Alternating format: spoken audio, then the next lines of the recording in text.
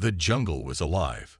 Thick vines snaked across the ground, and towering trees stretched toward the sky, their leaves forming a canopy that blocked out most of the sunlight.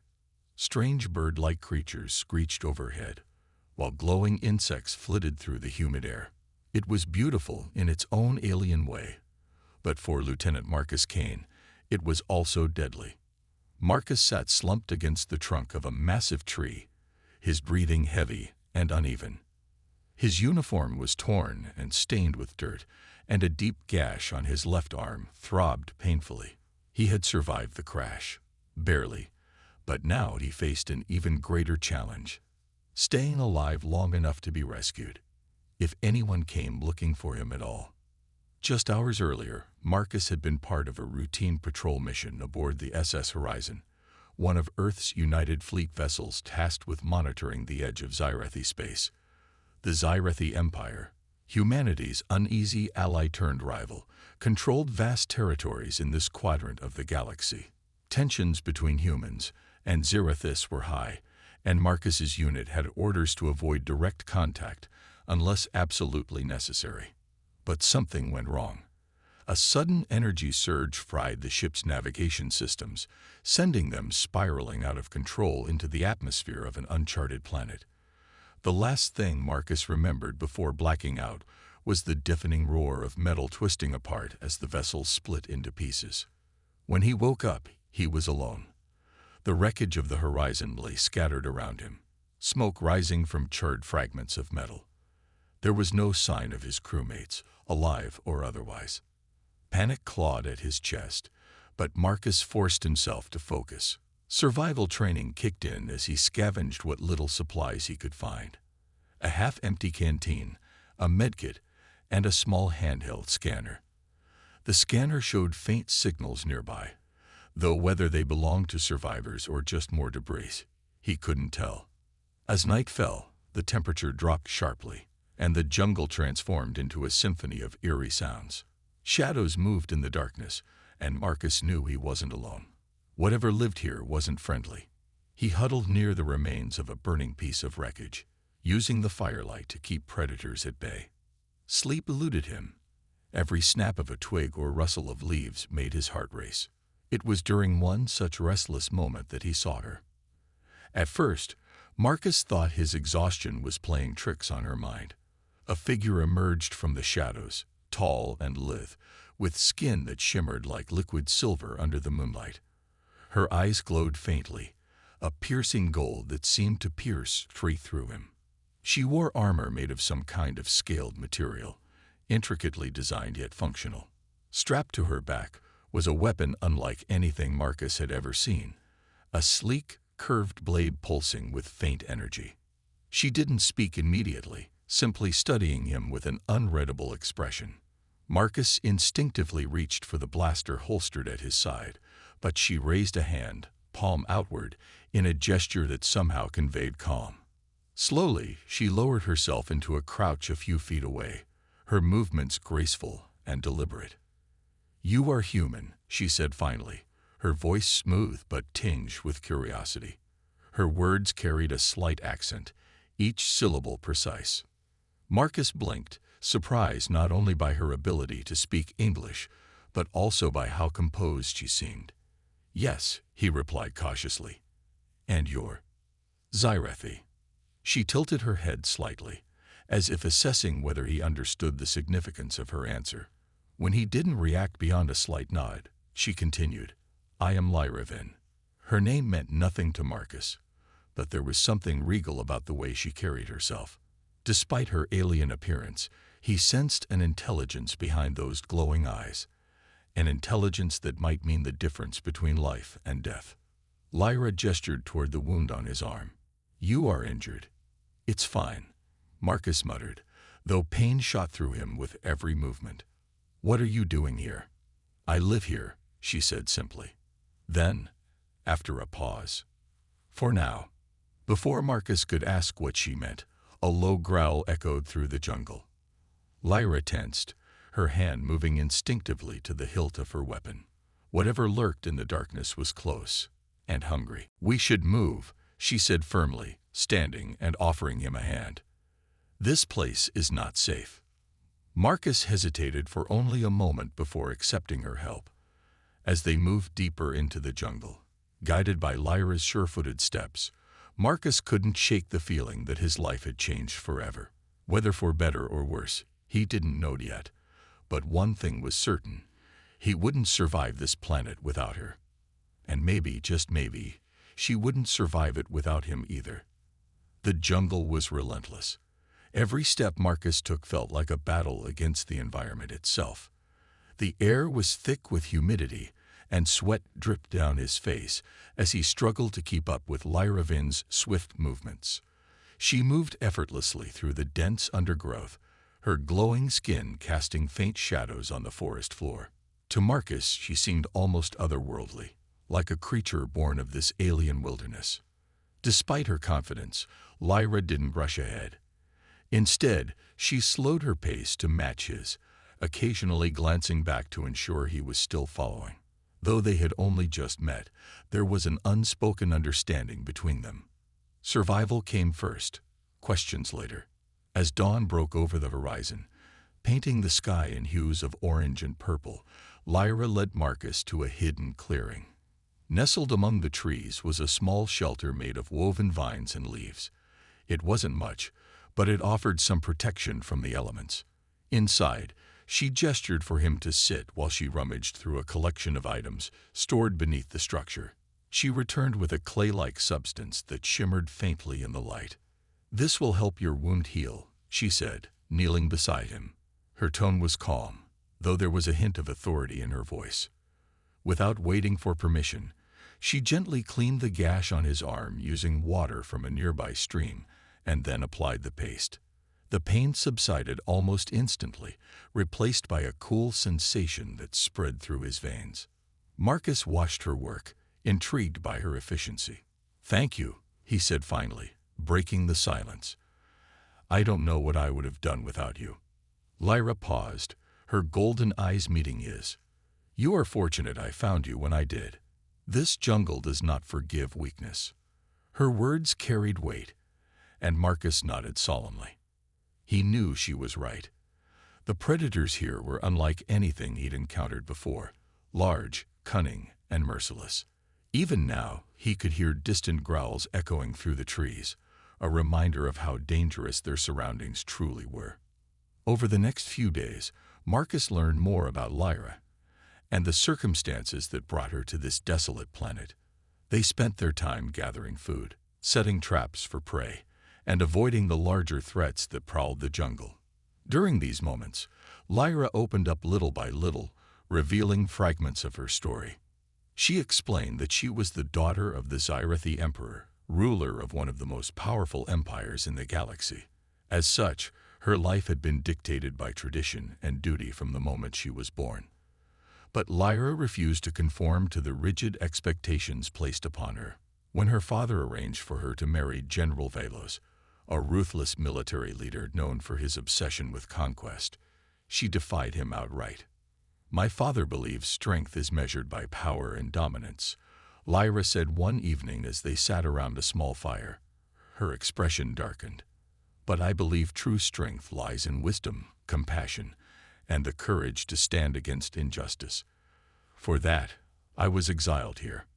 Marcus listened intently, realizing how much they had in common despite their vastly different backgrounds. Like Lyra, he too had faced pressure to conform, to follow orders without question.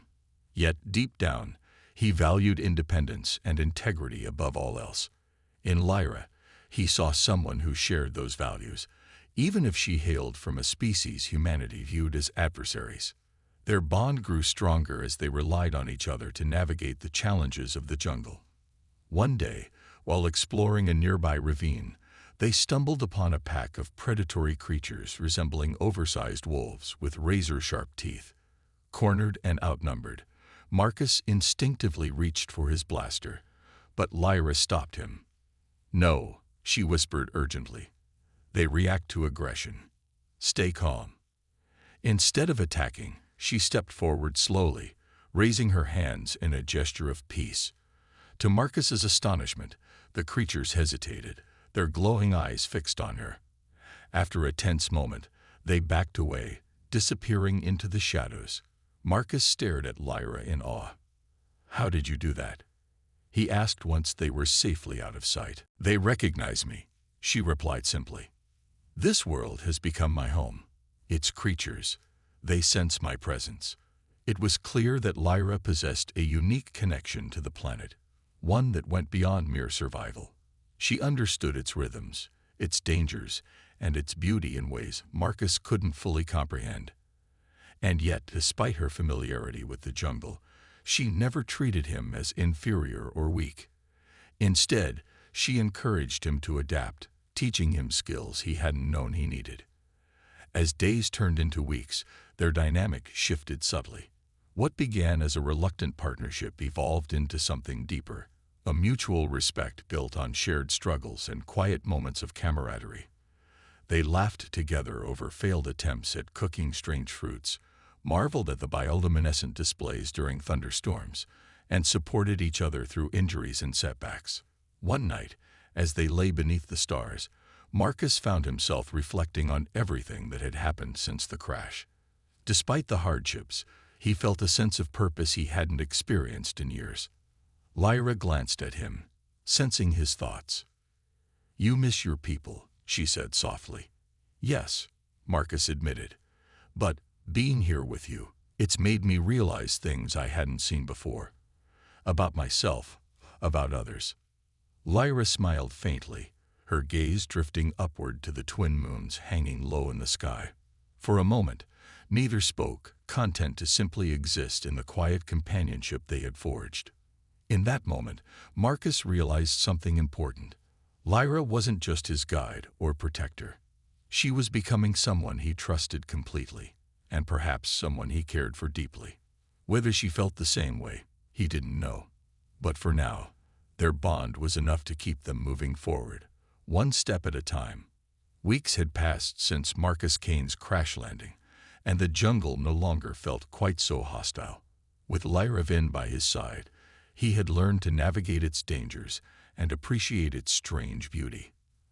The towering trees, glowing insects, and distant calls of nocturnal creatures were becoming familiar, a stark contrast to the chaos of his first days on the planet. Yet, as their bond deepened, an unspoken tension lingered between them. It wasn't just the weight of survival or the looming threat of predators, it was something more profound. One evening, as the twin moons bathed the clearing in soft silver light, Marcus and Lyra sat near the fire they had built. The flames crackled softly, casting flickering shadows across their faces. They had spent the day repairing parts salvaged from Marcus's crashed ship, piecing together a makeshift transmitter that might allow them to call for help. Progress was slow, but hope was beginning to take root. "You've changed," Lyra said suddenly, breaking the silence. Her voice was calm, yet there was a note of curiosity in her tone. Marcus looked up, surprised. "Changed? How?" She tilted her head slightly, studying him with those piercing golden eyes. "When we first met, you were cautious, defensive. Now you seem at ease. Even here." Marcus chuckled softly, scratching the back of his neck. "I guess spending time with someone who knows how to survive out here will do that to you. You've taught me a lot. And you have surprised me," she replied, her lips curving into a faint smile. "Humans are not what I expected. Your resilience, your determination, it is admirable." For a moment, neither spoke. The warmth of the fire mingled with the cool night air, creating a peaceful atmosphere. But beneath the surface, emotions simmered, unspoken words waiting to be voiced. Finally, Lyra stood, pacing slowly around the fire. Her movements were deliberate, almost regal, as if she were wrestling with something important. Marcus watched her carefully, sensing that whatever was on her mind was significant. "Marcus," she began, turning to face him. Her expression was serious now, her usual composure replaced by a rare vulnerability. "There is something I must ask you." He straightened, his brow furrowing. "What is it?" Lyra hesitated, choosing her words carefully. When she spoke again, her voice carried a weight that made Marcus's heart skip a beat. "Will you be my mate, human?" The question hung in the air like a thunderclap. Marcus blinked, unsure if he had heard correctly. "Your mate," he repeated, his voice tinged with disbelief. "Yes," Lyra said firmly, though a hint of uncertainty lingered in her eyes. "Among my people, mates are chosen not only for love, but for strength, wisdom, and the ability to stand beside one another. You have proven yourself worthy of such a bond." Marcus stared at her, stunned. The idea of forming a union with an alien princess, one who came from a species humanity barely understood, was overwhelming. And yet, as he gazed into her glowing eyes, he couldn't deny the connection they shared. She wasn't asking out of obligation or tradition. She was offering him a place by her side, a chance to stand as equals. But doubts crept in. What would this mean for him? For Earth? Could humanity ever accept such an alliance? Would Lyra's people see him as anything more than a primitive outsider? Marcus started, struggling to find the right words. "Lyra, this is a lot to take in. I don't even know if I'm ready for something like this." Lyra nodded, her expression softening. "I understand. This is not a decision to be made lightly. But know this, I do not offer this lightly either. You are different from others of your kind. You challenge me, inspire me, and make me see possibilities I once thought impossible." Her honesty struck a chord within Marcus. He respected her deeply, trusted her implicitly, and cared for her in ways he hadn't anticipated. Still, the implications of her proposal were immense. "What happens if I say yes?" he asked cautiously. "If you agree," Lyra explained, "we leave this planet together. We return to my father's court, where I will present you as my chosen mate. It will not be easy. They will test you, judge you, and perhaps even try to separate us. But if we succeed, our bond could bridge the gap between our peoples. It could change everything." Marcus let her words sink in. A future alongside Lyra meant stepping into a world far beyond his own, facing challenges he couldn't begin to imagine. But staying behind, returning to Earth without her, felt equally unimaginable. "There's one condition," Marcus said finally, his voice steady despite the turmoil inside him. "If we do this, we escape this planet first. Together. No matter what." Lyra's eyes widened slightly, then softened with understanding. "Agreed. But know this, leaving will not be easy. My father has sent hunters after me before. If they find us—" "They won't," Marcus interrupted, determination hardening his features. "We'll find a way. I promise." A small smile tugged at the corners of Lyra's mouth, and for the first time, Marcus saw a glimpse of relief in her expression. She extended her hand, palm upward, in a gesture of trust. Hesitating only for a moment, Marcus reached out and clasped it. Their hands intertwined, a silent vow passing between them. From that moment on, their mission became clear: escape the jungle, evade capture, and forge a new path, not just for themselves, but for the future of their species. Whatever lay ahead, they would face it together. As they sat by the fire, planning their next move, Marcus realized that his life had changed irrevocably. Love, duty, and destiny had collided in ways he never expected. And while the road ahead was uncertain, one thing was clear: he wouldn't walk it alone. The days that followed Lyra's proposal were a whirlwind of activity. Marcus and Lyra worked tirelessly to prepare for their escape, knowing that every moment they spent on the planet increased the risk of discovery. Their makeshift shelter became a hub of innovation as they combined salvaged parts from Marcus's crashed ship with Lyra's advanced Scifi technology. Together, they pieced together a crude but functional vessel, a hybrid of human engineering and alien ingenuity. Lyra took charge of the design, her knowledge of spacecraft mechanics proving invaluable. She explained the intricacies of Scifi propulsion systems to Marcus, who adapted them to work with Earth's outdated components. For his part, Marcus contributed practical solutions born out of necessity, ensuring the craft could withstand the harsh conditions of re-entry into orbit. Though their methods clashed at times, their shared determination kept them focused. As the final pieces came together, tension began to build. Both knew the stakes. Failure meant capture, or worse. Success meant freedom, but also stepping into uncharted territory. Marcus couldn't shake the feeling that leaving the jungle would only mark the beginning of a much larger battle.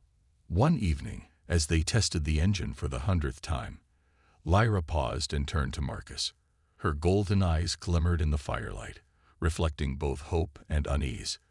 "We are ready," she said softly. "But we must leave tonight. The sooner we go, the better our chances." Marcus nodded, though his stomach churned with apprehension. "Agreed. Let's pack what we need and get moving." They worked quickly, gathering supplies and securing everything inside the small craft. As they prepared to depart, Lyra hesitated, glancing back at the jungle one last time. This place had been her prison, yet it had also become her sanctuary. It was here she had found purpose. And Marcus. Now, she was leaving it all behind. "Ready?" Marcus asked gently, sensing her hesitation. Lyra exhaled slowly, then nodded. "Yes. Let's go." The launch went smoothly, thanks to their meticulous planning. The hybrid craft roared to life, its engines glowing with an otherworldly light as it lifted off the ground. Below them, the jungle shrank into a sea of green, its dangers left far behind. For the first time in weeks, Marcus felt a sense of relief wash over him. They were free, or so he thought. It didn't take long for trouble to find them. As they approached the edge of the planet's atmosphere, warning alarms blared inside the cockpit. A fleet of sleek Scifi warships appeared on their scanners, closing in fast. Marcus cursed under his breath as Lyra's expression darkened. "They found us," she said grimly. "This wasn't random. Someone tipped them off." Before Marcus could respond, the lead ship transmitted a message. On the view screen appeared General Velos, his cold, angular features twisted into a smug grin. Behind him stood several armed soldiers, their weapons gleaming ominously. "Princess Lyra Vin," Velos began, his voice dripping with mockery. How predictable. Running away again, and with a human no less. How disgraceful. Lyra's jaw tightened, but she remained composed. "Velos, I should have known my father would send you." "Oh, this isn't just your father's doing," Velos replied, his grin widening. "I volunteered. After all, someone has to clean up your messes." Marcus clenched his fists, anger bubbling beneath the surface. He wanted to lash out, to demand answers, but he knew now wasn't the time. Instead, he focused on piloting the craft, trying to evade the incoming ships. "Hold on," he shouted to Lyra as he pushed the engines to their limit. The craft jerked violently as energy blasts narrowly missed them, sending shockwaves rippling through the hull. "We can't outrun them," Lyra warned, gripping the edge of her seat. "Their ships are too fast." "What do we do?"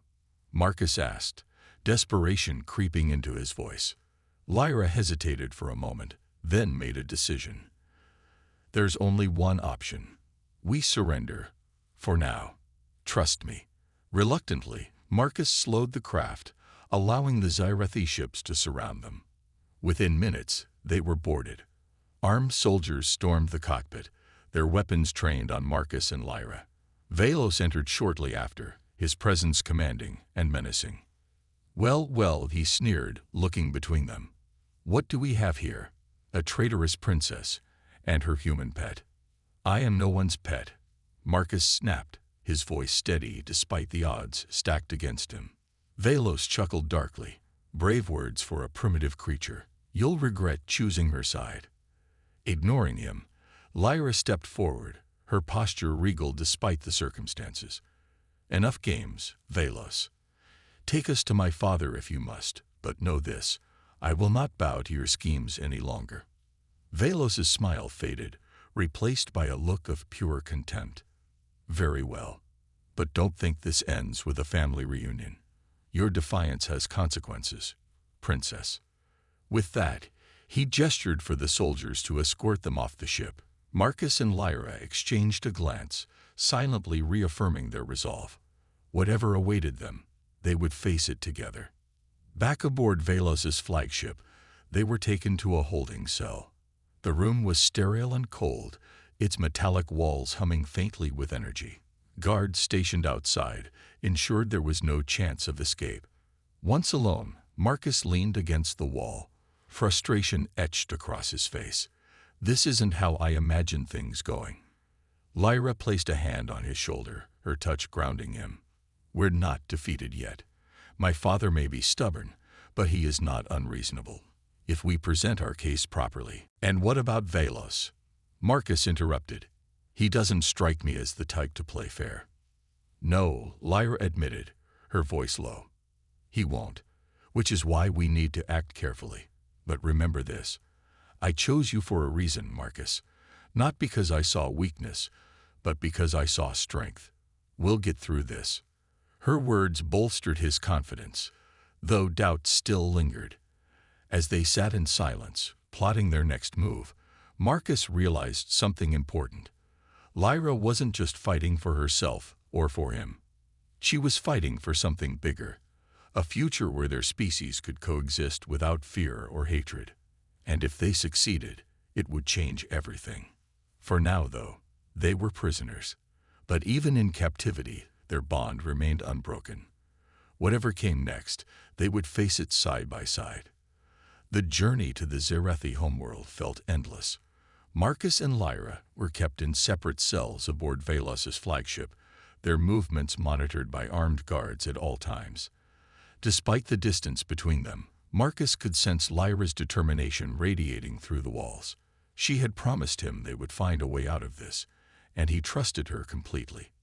When they finally arrived, the sight of the Zerethi capital city left Marcus speechless. Towering spires made of shimmering crystal-like material pierced the sky, glowing faintly under the light of 3 suns. The air was filled with the hum of advanced technology, and sleek hovercrafts zipped through the airways, weaving between the buildings. It was a world unlike anything Marcus had ever seen, a blend of natural beauty and futuristic innovation. But beneath its splendor lay an undercurrent of tension, as if the entire empire was holding its breath. Velos wasted no time parading Marcus and Lyra before Emperor Kelvin, Lyra's father, in the grand hall of the imperial palace. The emperor sat atop a massive throne carved from obsidian, his presence commanding absolute authority. His golden eyes mirrored Lyra's, though his expression was colder, more calculating. Around him stood advisors, generals, and nobles, all watching intently as Velos presented his captives. "Your Majesty," Velos began, bowing deeply, "I bring before you your wayward daughter and her companion." He spat the last word like it was poison. "Together, they have conspired against the Empire, defying tradition and threatening our unity." Lyra stepped forward, her voice steadied despite the weight of the accusations.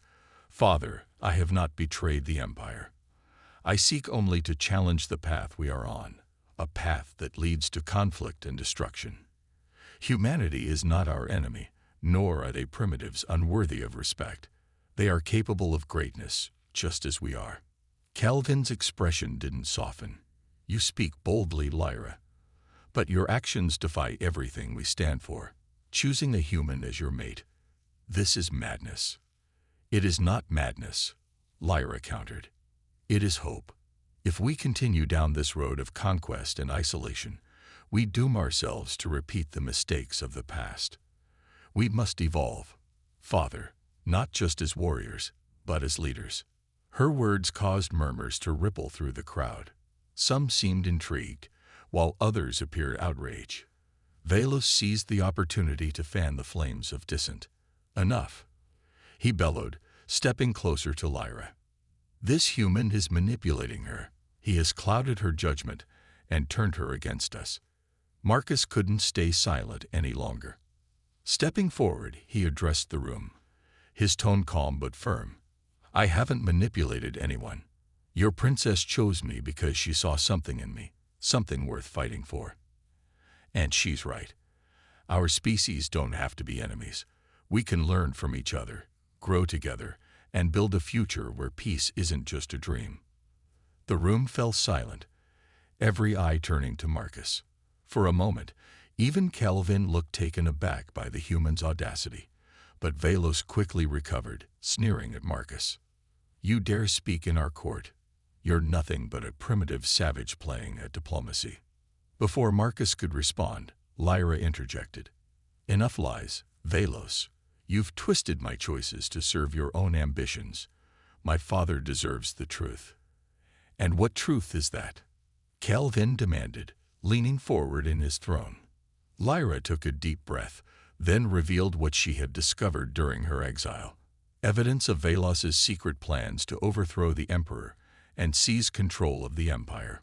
Using encrypted transmissions intercepted by Marcus's salvaged scanner, she exposed Velos's treachery, showing how he had orchestrated attacks on neutral factions to justify expanding Scifi territory.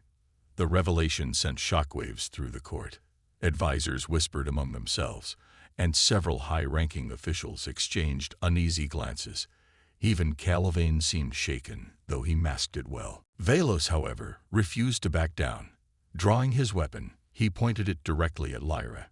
If I cannot rule openly, then I will burn this empire to ashes. Chaos erupted as guards rushed forward to subdue him. In the confusion, Marcus instinctively moved to shield Lyra, his body tense with readiness.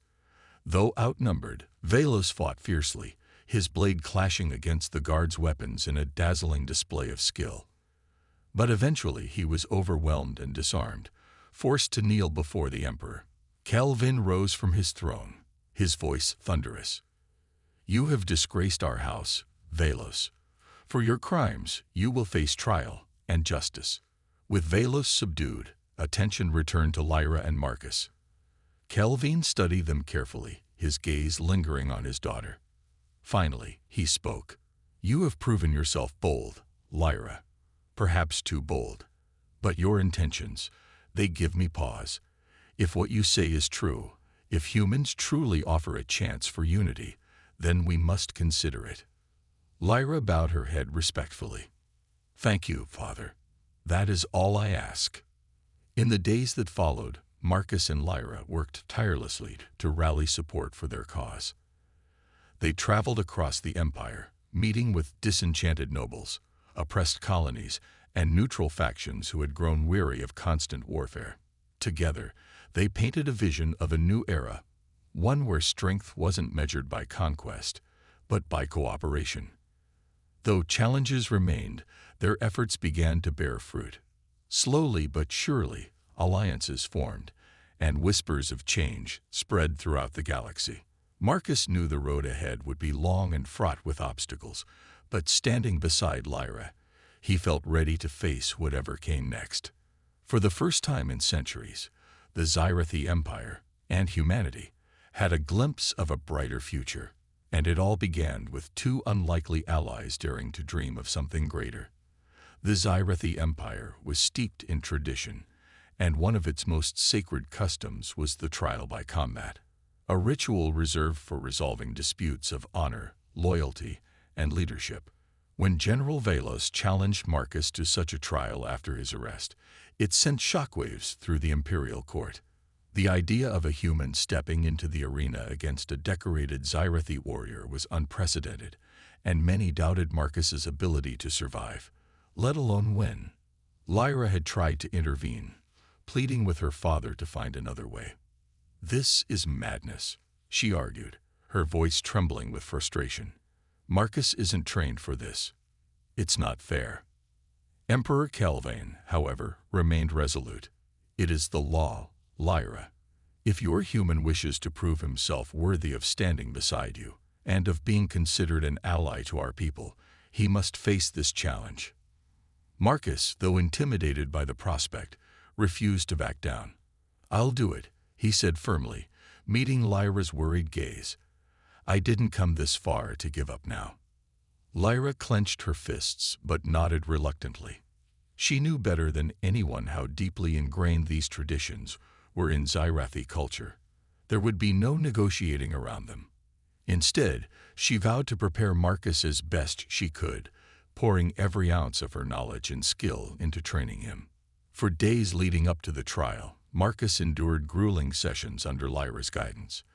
They trained in a secluded courtyard within the palace grounds, surrounded by towering stone walls that echoed with the clash of weapons. Lyra taught him the basics of Sci-Fi combat, how to wield their energy blades, anticipate an opponent's movements, and use agility to compensate for his smaller frame. Though Marcus lacked the physical strength of a Sci-Fi warrior, he made up for it with determination and quick thinking. "You're not fighting to kill," Lyra instructed during one session, demonstrating a defensive stance. "You're fighting to survive. Focus on finding openings, exploiting weaknesses, and remember, Velos will underestimate you. Use that to your advantage." Marcus absorbed her advice, practicing tirelessly until his muscles ached and his hands blistered from gripping the blade. Despite the odds, he began to feel a flicker of confidence, not because he believed he could match Velos's skill, but because he trusted Lyra's teachings.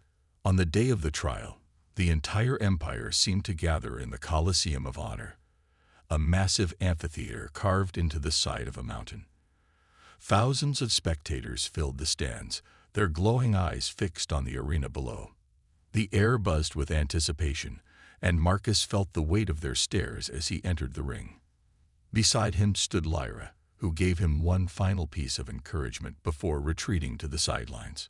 "Remember why you're here," she whispered, squeezing his hand. "Not just for me, for all of us." As the gates opened and Velos strode into the arena, the crowd erupted into cheers. Clad in ceremonial armor adorned with intricate engravings, he looked every bit the fearsome warrior he was known to be.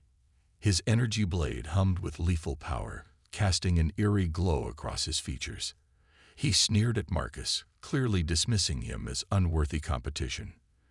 The Emperor raised his hand, silencing the crowd. "Let the trial begin," he declared, his voice echoing throughout the Colosseum. With that, the battle commenced. Velos wasted no time, lunging forward with a ferocity that forced Marcus to retreat. Sparks flew as their blades clashed, the sound ringing out like thunder.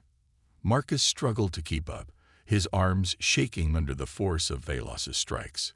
But he remembered Lyra's words. "Stay calm. Look for openings."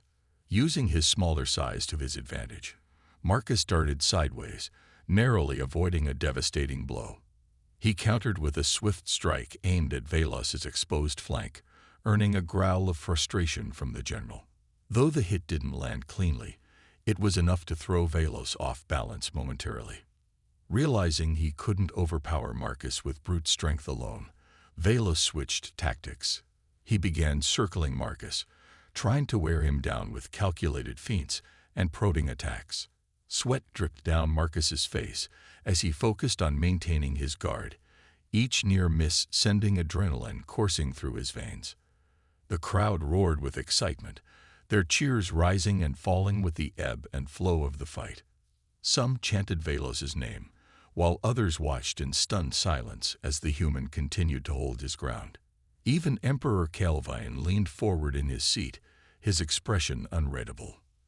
As the minutes dragged on, fatigue began to take its toll.